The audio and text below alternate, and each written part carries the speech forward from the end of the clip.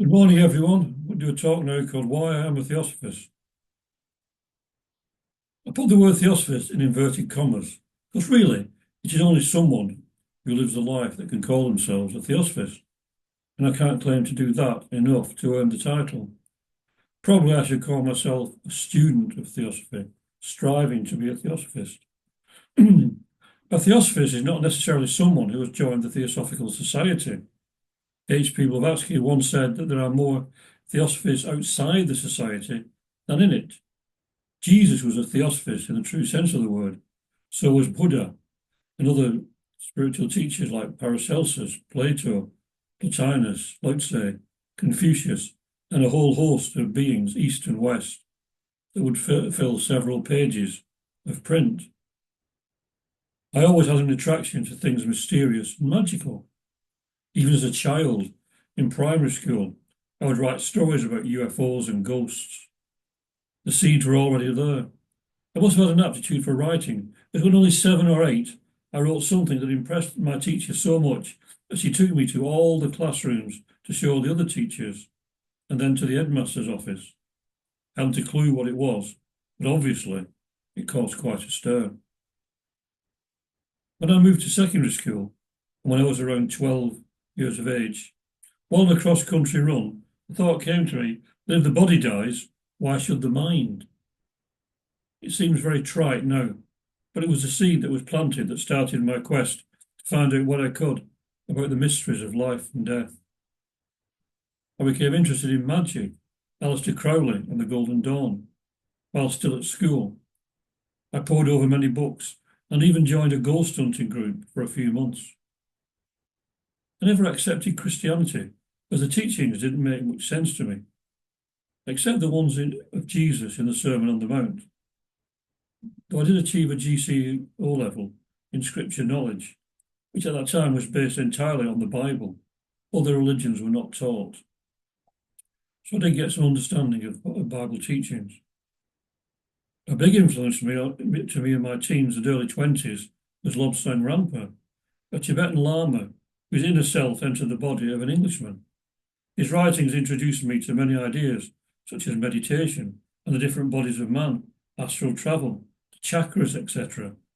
And most importantly, the brotherhood of man, which has been my inspiration for a whole lifetime. I don't think I would have come to Theosophy if it wasn't for Lobsang Rampa, even though I wouldn't really go back to his teachings now. It was very controversial as to whether he was genuine or not, but whether he was genuine or not, I think his teachings were very, very useful and helpful to me.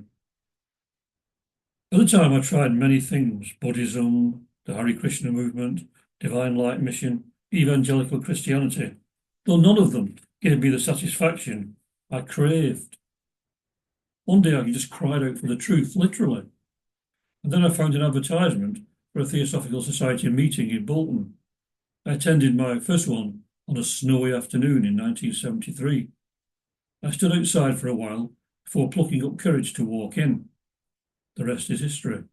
I joined in 1975, and I've never looked back since. I've always had an interest in Buddhism, though, particularly Zen, but it is very much similar to Theosophy in some ways.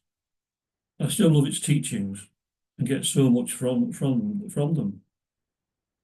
To me, the transcendental nature of it appeals to me. I'm not very much into like ritual, things like that.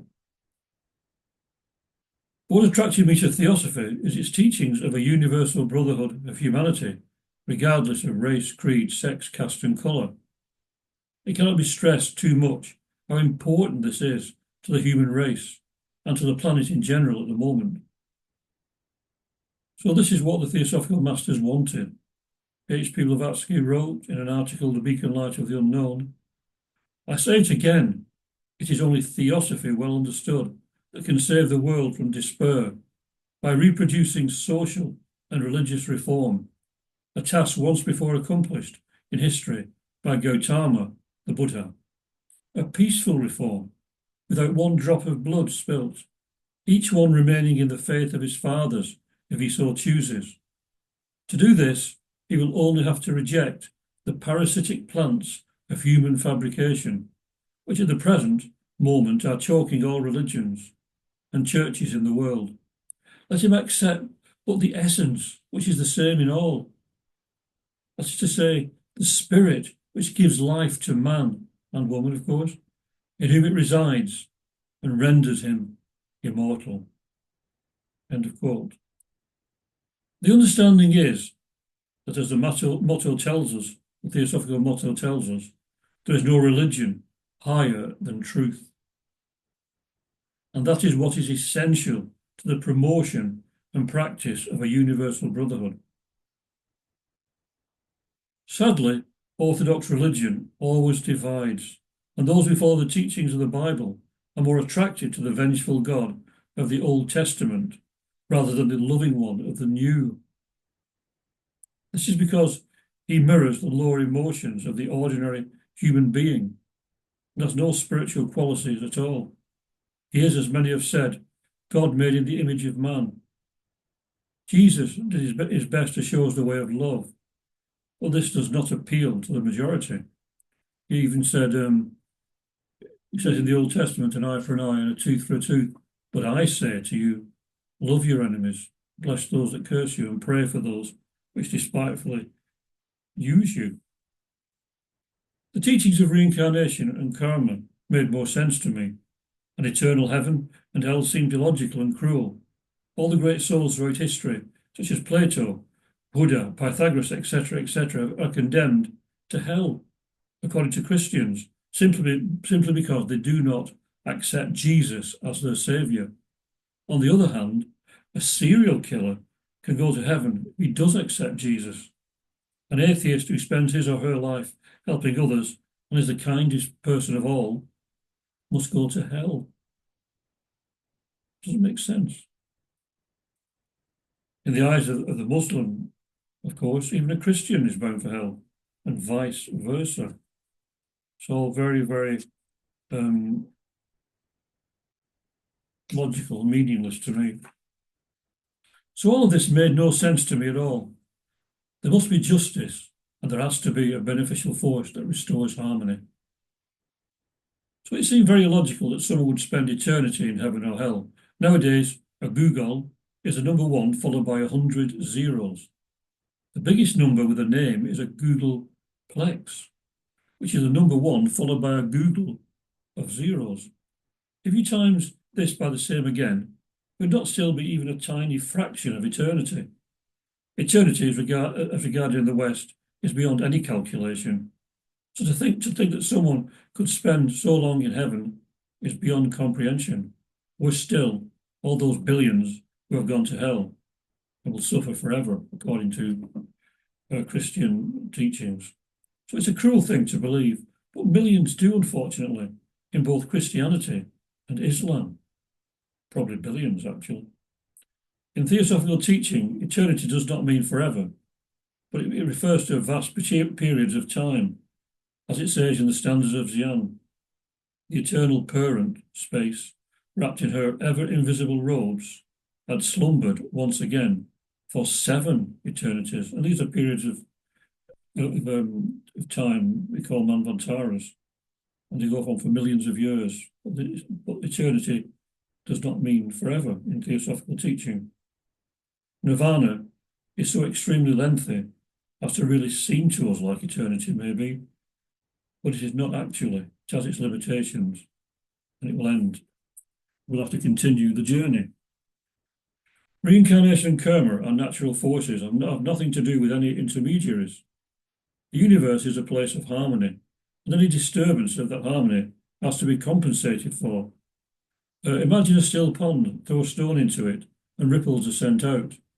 Harmony can only be restored by those ripples reconverging on the point of impact, which, if it is we that have created us, the disharmony, that is us. All the workings of karma are beneficial. Think of it as love more than justice, and you won't go far wrong. Justice is served, though, but if looked upon rightly, it will always be helpful. There's no escaping the fruits of our actions, but reincarnation gives us the hope that we can put things right. Once in a human form, we cannot go back into the lower forms of life that we've evolved from. so we can go ever onwards if we have the right attitude. We are said to have 7 bodies on different levels of being. 7 is the keynote of our planet, as we can see by the prismatic colours, musical notes, days of the week, and so on. And these bodies are actually states of consciousness. And as we refine our nature through our studies, meditations, and practices, we and the environment around us changes, becomes more ethereal, and yet more real as we move onwards towards enlightenment. So all this is put very simplistically, but it all makes sense to me. There was no need to rely on blind faith, but logic and common sense in the true sense of the word. In The Secret Doctrine by H.P. Blavatsky, the first fundamental proposition states, an omnipresent, eternal, boundless, and immutable principle on which all speculation is impossible, since it transcends the power of human conception and can only be dwarfed by any human experience or similitude. It is beyond the range and reach of thought, in the words of the Mandukya, unthinkable and unspeakable. And this is also the basis of all mystical and truly spiritual paths, such as Zen, Sufism, Vedanta, Taoism, Gnosticism, and many others. It is something to meditate on and think about. It is soul-freeing if you do. The second proposition deals with the cyclic nature of all things. We can easily see these cycles in the seasons, day and night, waking and sleeping, and many others, which are all manifestations of the same cycles that run throughout the universe.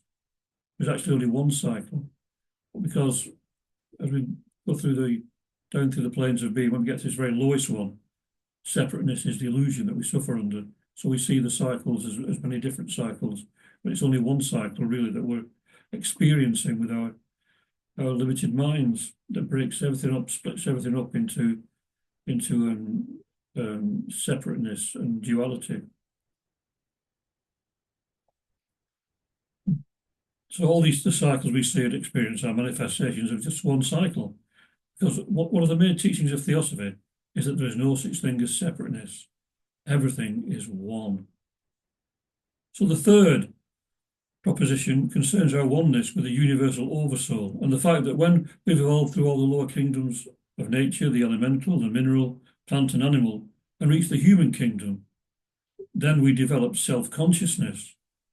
And rather than progressing by natural impulse, we can continue our pilgrimage by self-induced and self-devised efforts, onwards to the Jnani Buddha states of being, and then ever onwards to who knows where.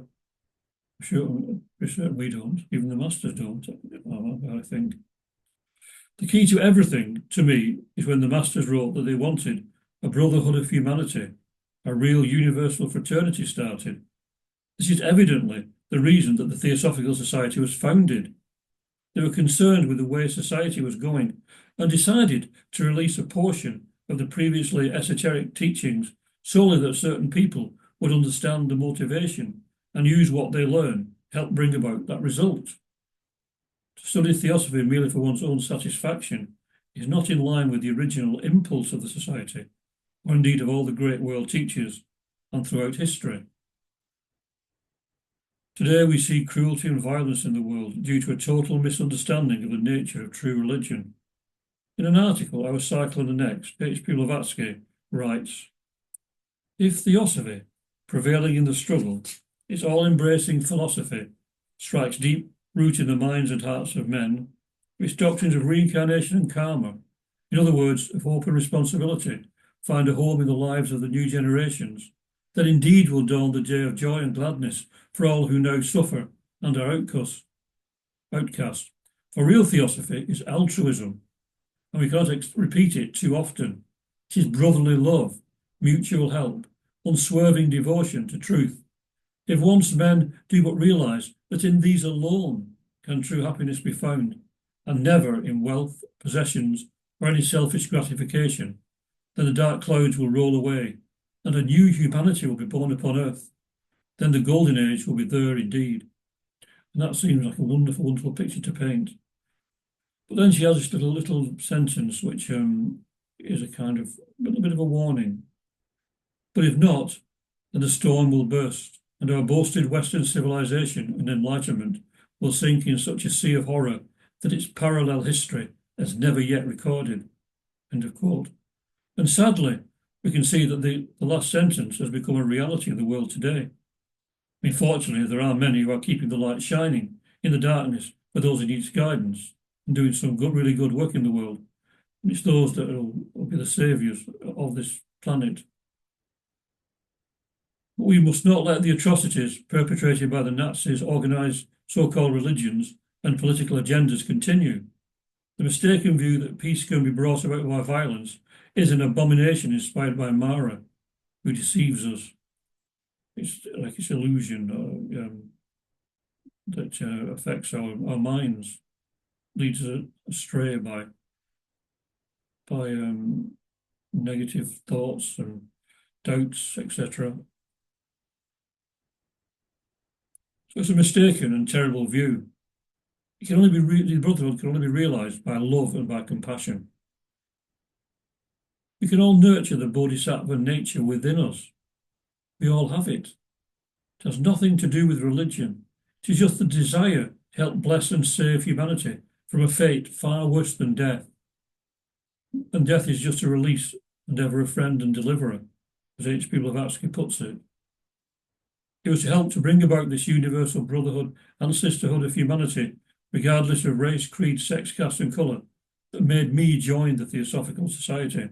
And I never regretted doing so, as it made me realise and understand what it is to be truly human, despite what is going on in the world around us today. And it certainly gives us all hope for the future. So thank you very much for listening. Om Shanti, Shanti, Shanti. Peace, peace, peace. Peace on earth and goodwill to all beings. And Namaste. The divine in me greets the divine in you. And see you all again very shortly. Thank you.